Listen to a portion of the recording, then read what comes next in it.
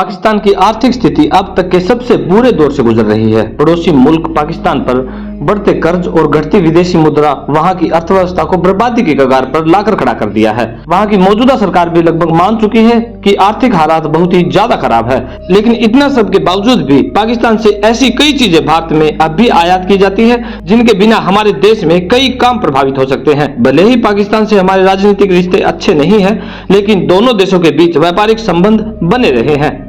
ऐसी कई चीजें पाकिस्तान से आयात होती है जिनका रोजमर्रा की जिंदगी में हमारे घरों में खूब इस्तेमाल होती है। नंबर 1 पर आता है पाकिस्तान का सेंधा नमक।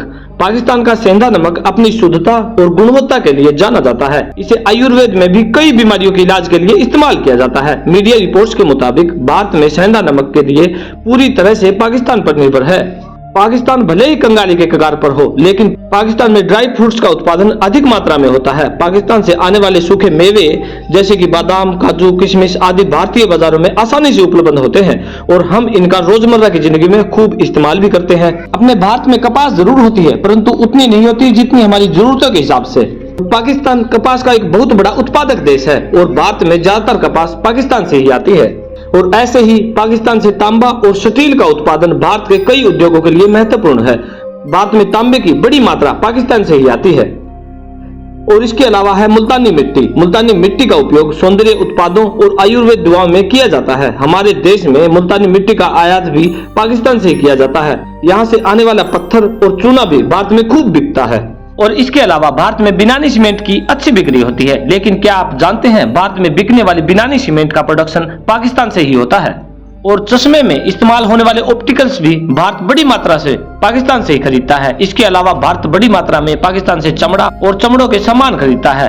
भारत की इसी खरीदारी से पाकिस्तान को मोटी कमाई होती है। इसके अलावा Bharat cotton, steel, metal, compound भी पाकिस्तान से ही आयात करता है। दुनिया के दरवाजे पर कटोरा लेकर पाकिस्तान खड़ा रहता है। इसकी इकोनॉमी जमीन पर रेंग रही है। घोर गरीबी में लोग दिन काट रहे हैं। भारत विरोधी गतिविधियों में भी पाकिस्तान लगा रहता है। आतंकवादियों को भारत के खिलाफ ट्रेनिंग भी देता है।